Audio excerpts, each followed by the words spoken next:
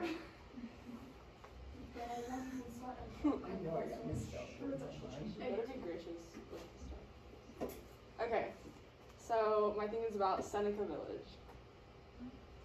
When most people think of New York City, they'll think of like Central Park, but what they don't know is that like 200 years ago, it was a thriving African American community.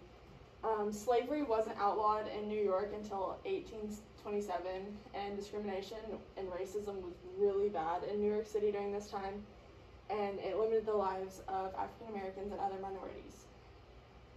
The remote location of Seneca Village provided an escape to all of the horrible stuff that was going on in the city. And then in 1853, after the village had already made itself what it was, New York made a law to take private land for public use with compensation paid to the landowner so that they could build Central Park. It was formed when John and Elizabeth Whitehead started a village when they subdivided their land and sold it as 200 lots.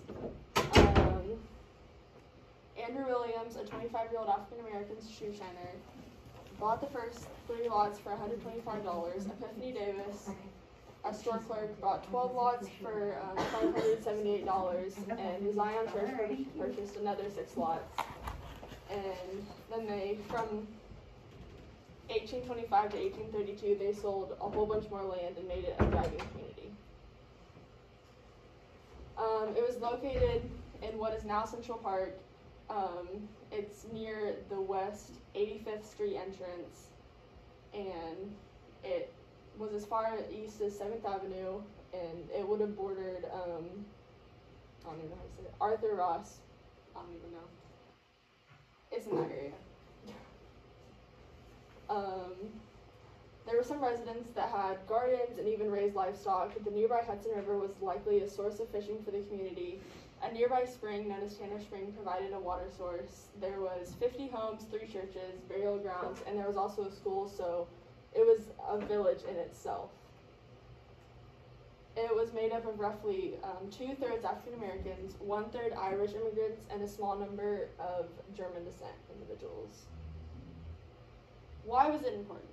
It gave the minorities of New York City an escape to the racism that they had to face daily. During this time, African American men could vote as long as they had $250 worth of property and that they had lived in the state for at least 3 years, and majority of the people who had lived in Seneca Village got that right to vote because of how long they had lived there and the property that they owned. Of the 91 men that were qualified in the entire state to be able to vote, 10 of them lived in Seneca Village.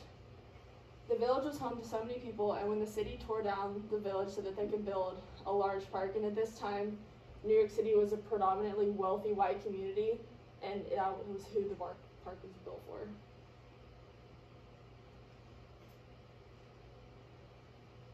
How did it affect the people that lived there? Most of the residents, since a lot of them were African American men, they lost their right to vote. Their houses were torn down. Only homeowners received the compensation for their land, and a lot of the people that lived in the village were renters, and they got nothing. They just got kicked out. The people that lived in New York City called them in the village a wasteland, occupied by squatters, shanties, bloodsuckers, and insects. The residents were given final notice to leave in the summer of 1856. Now there's been a few people tried to dig up the site, but since everything was just torn down and just destroyed, there's been little recovered about the history, and then they don't really know what happened to the former residents after they were forced to leave the park. Seneca Village was once a thriving African American community 200 years ago, but when the law was passed, they lost their right to vote, and even though they were paid compensation, the renters got nothing, and so the park was just built for the wealthy white people, pretty much. And now it's a place where everyone can gather, but most people don't know about Seneca Village. And then that's my work.